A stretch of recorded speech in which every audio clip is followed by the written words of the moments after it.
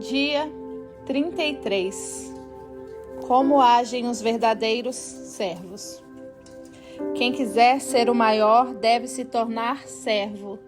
Marcos 10, 43. Vocês podem dizer o que eles são pelo que eles fazem. Mateus 7, 16. Servimos a Deus ao servir outros. O mundo define grandeza em termos de poder, posse, prestígio e posição. Se há muitas pessoas a servi-lo, então você conseguiu chegar lá. Em nossa cultura egoísta, com a nossa mentalidade de eu primeiro, agir como servo não é uma posição apreciada. Jesus, entretanto, mediu a grandeza em termos de serviço, não de posição social.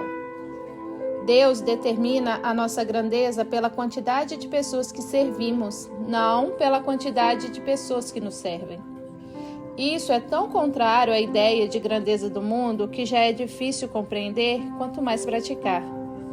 Os discípulos debateram sobre quem merecia a posição de maior destaque. E 2000 anos depois, muitos líderes cristãos ainda fazem manobra em busca de posição e proeminência na igreja, denominações e organizações para-eclesiásticas. Milhares de livros foram escritos sobre liderança, mas poucos sobre serviço. Todos querem liderar, mas ninguém quer servir. Preferimos ser generais a ser soldados rasos. Até mesmo os cristãos querem ser líderes servos, não apenas simples servos. Ser como Jesus é ser servo. Foi assim que ele chamou a si mesmo. Embora conhecer sua forma seja importante para servir a Deus, ter o coração de servo é ainda mais importante. Lembre-se, Deus o formou para servir, não para ser egoísta. Sem coração de servo, você será tentado a empregar mal a sua forma, usando-a para vantagens pessoais. Você também será tentado a usá-la como desculpa para se eximir de satisfazer algumas necessidades. Deus costuma testar o nosso coração, pedindo-nos que servamos em modalidades para as quais não fomos formados. Se você vir um homem caindo em uma vala, Deus espera que você o ajude. Não que diga, não tenho o dom da misericórdia ou da assistência.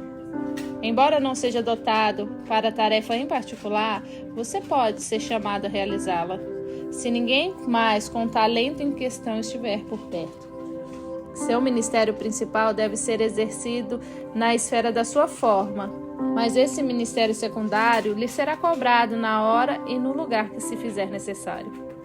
Sua forma revela o seu ministério, mas o seu coração de servo revelará sua maturidade. Não é necessário talento especial para, depois de uma reunião, coletar o lixo ou empilhar cadeiras. Qualquer um pode ser servo. Caráter é a única coisa necessária. É possível servir na igreja a vida inteira sem jamais ter sido servo. Você deve ter um coração de servo. E como saber que temos um coração de servo? Jesus disse: vocês podem dizer o que eles são pelo que eles fazem. Mateus 7, 16. Os verdadeiros servos estão sempre à disposição para servir.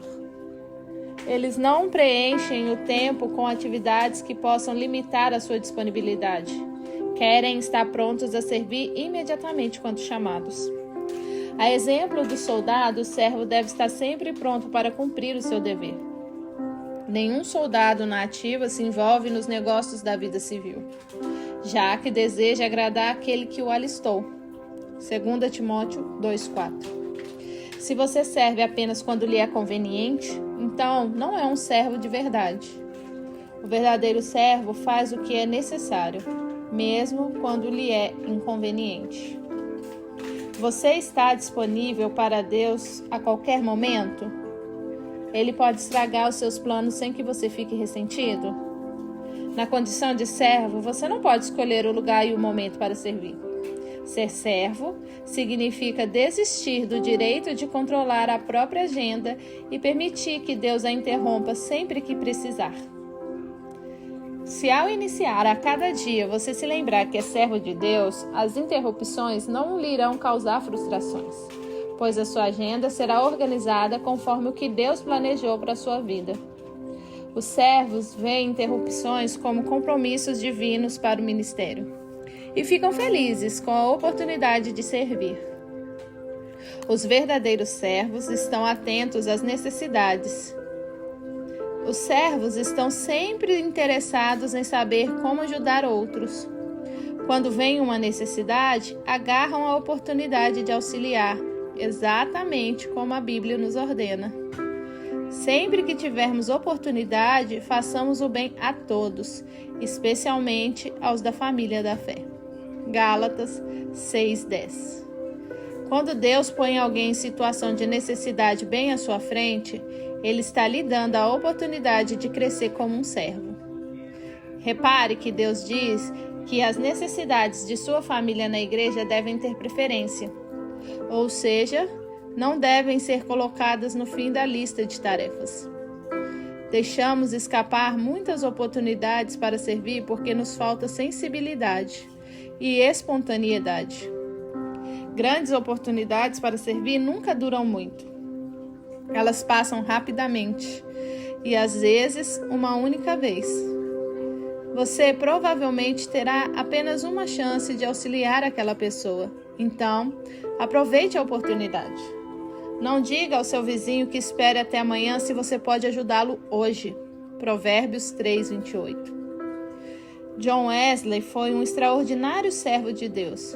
Seu lema era: faça todo o bem que puder, por todos os meios que puder, de todas as maneiras que puder, em todos os lugares que puder, a toda hora que puder, a todas as pessoas que puder, enquanto você puder. Isso é grandeza. Você pode começar procurando pequenas tarefas que ninguém mais queira fazer. Faça-as como se fossem grandes trabalhos, pois Deus lhe está observando.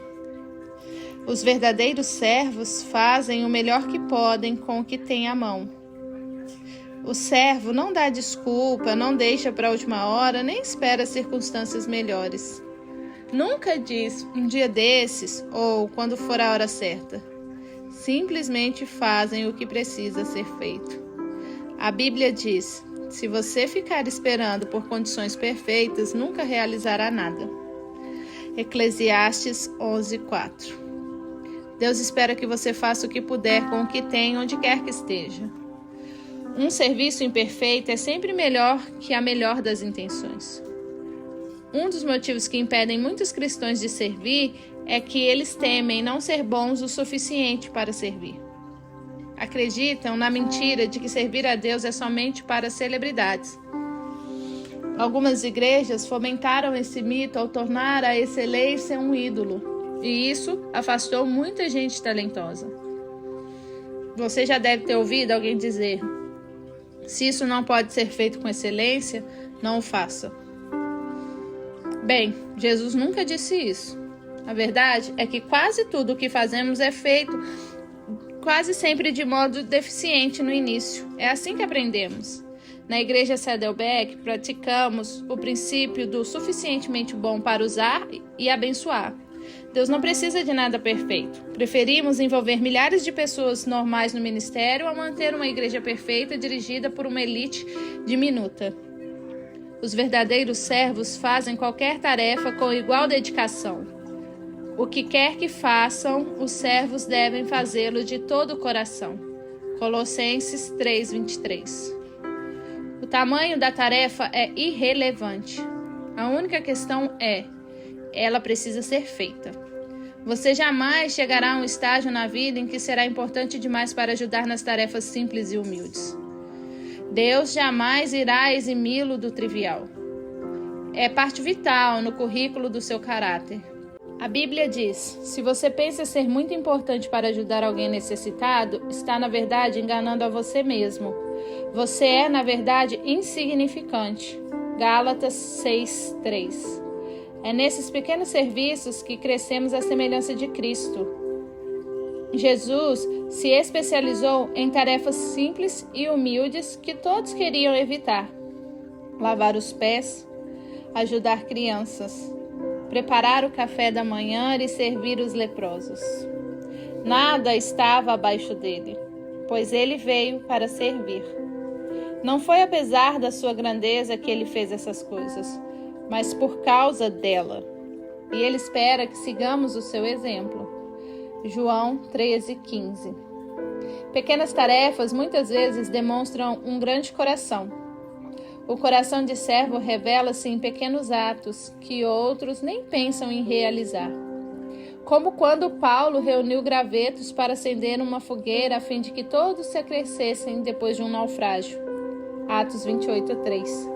Ele estava tão exausto quanto qualquer outro, mas se dispôs a suprir aquela necessidade. Nenhuma tarefa está abaixo daquele que tem um coração de servo.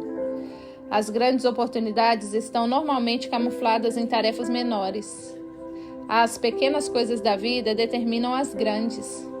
Não busque realizar grandes tarefas para Deus.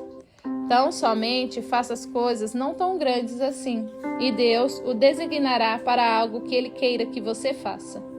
Mas antes de tentar o extraordinário, procure ser útil no trivial. Lucas 16:10-12. Sempre haverá mais pessoas dispostas a fazer grandes coisas para Deus que a realizar pequenas tarefas. Existe uma multidão de candidatos inscritos na corrida para a liderança, mas a pista está livre para os que desejam ser servos. Às vezes, você serve de baixo para cima, atendendo os que possuem autoridade, e às vezes, de cima para baixo, ocupando-se dos necessitados. Em ambos os casos, você pode desenvolver um coração de servo se estiver disposto a fazer o que for necessário. Os verdadeiros servos são fiéis ao seu ministério. Os servos concluem as tarefas, cumprem as responsabilidades, mantêm as promessas e honram os compromissos. Não deixam o serviço feito pela metade e não desistem quando perdem um incentivo. São confiáveis e dignos. A fidelidade sempre foi uma qualidade rara. Salmos 12:1. Provérbios 26, Filipenses 2:19-22. A maioria das pessoas não sabem o valor do compromisso. Assumem obrigações de forma casual e então as descartam pelas razões mais fúteis, sem nenhuma hesitação, remorso ou arrependimento. Todas as semanas, igrejas e outras organizações são obrigadas a improvisar, porque os voluntários não se prepararam, não apareceram, nem mesmo ligaram para avisar que não iriam.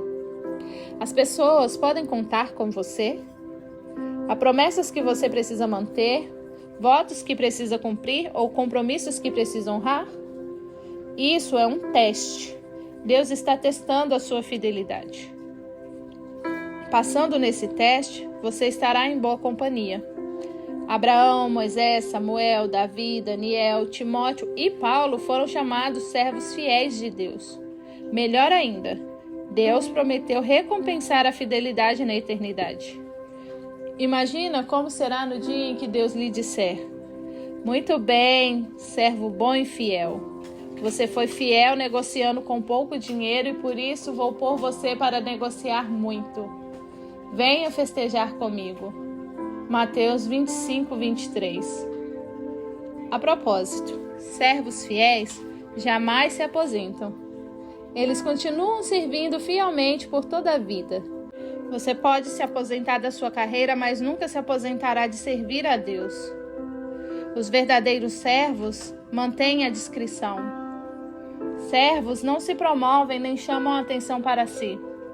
Em vez de agirem para impressionar e de se vestirem para fazer sucesso, prestam serviço uns aos outros com humildade. 1 Pedro 5:5. Se foram reconhecidos por seus serviços, eles humildemente aceitam, mas não admitem que a notoriedade os distraia de seu trabalho. Paulo denuncia um tipo de serviço que aparenta ser espiritual, mas não passa de mera simulação, um espetáculo ou uma estratégia para atrair atenção. Ele chama isso de estar servindo à vista. Servir para que as pessoas fiquem impressionadas com o nosso alto nível de espiritualidade. Efésios 3:6, Colossenses 3:22. Esse era o pecado dos fariseus. Eles transformavam o auxílio às pessoas, a generosidade e até mesmo a oração em algo como um espetáculo. Jesus detestava essa atitude e alertou: quando der esmolas, não tente se fazer notado. Se agir assim, você não receberá a recompensa da parte do seu Pai no céu. Mateus 6:1. A autopromoção e a postura de servo são inconciliáveis. Os verdadeiros servos não agem pela aprovação nem pelo aplauso. Vivem para uma plateia com uma única pessoa. Como Paulo declara: se eu ainda estivesse procurando agradar a homens, não seria servo de Cristo. Gálatas 1:10. Você não achará muitos servos verdadeiros entre os que se põem no centro das atenções. Na verdade, isso é impossível, e os verdadeiros servos o evitam. Eles se satisfazem em servir silenciosamente, nas sombras. José é um grande exemplo disso. Ele não atraiu atenção para si, mas serviu discretamente várias pessoas. Seu senhor Potifar, o carcereiro, o padeiro e o copeiro do faraó. E Deus o abençoou em sua postura. Quando o faraó o elevou a uma posição de importância, José ainda manteve o coração de servo, até mesmo com seus irmãos que o haviam traído. Infelizmente, muitos líderes de hoje começam como servos, mas terminam como celebridades. Tornam-se viciados em atenção, sem tomar consciência de que a luz dos holofotes deixam as pessoas cegas. Servindo no anonimato, em um lugar pequeno, você pode se sentir desconhecido e sem valor. Mas ouça, Deus o colocou onde você está com um propósito. Ele conhece o número de fios de cabelo que você tem na cabeça e sabe o seu endereço. É melhor você ficar aonde está até que Ele decida mudá-lo. Ele o avisará se quiser que você vá para outro lugar. Seu ministério é importante para o reino de Deus. Quando Cristo, a verdadeira vida, aparecer de novo na terra, o ser verdadeiro e glorioso de vocês irá se manifestar também. Enquanto isso, estejam contentes com a obscuridade, como Cristo. Colossenses 3:4. Existem mais de 750 halls da fama nos Estados Unidos. Em mais de 450 publicações do tipo Quem é Quem? Mas você não irá encontrar muitos servos verdadeiros nesses lugares. A notoriedade não significa nada para os servos autênticos, porque eles sabem a diferença entre ser proeminente e ser importante.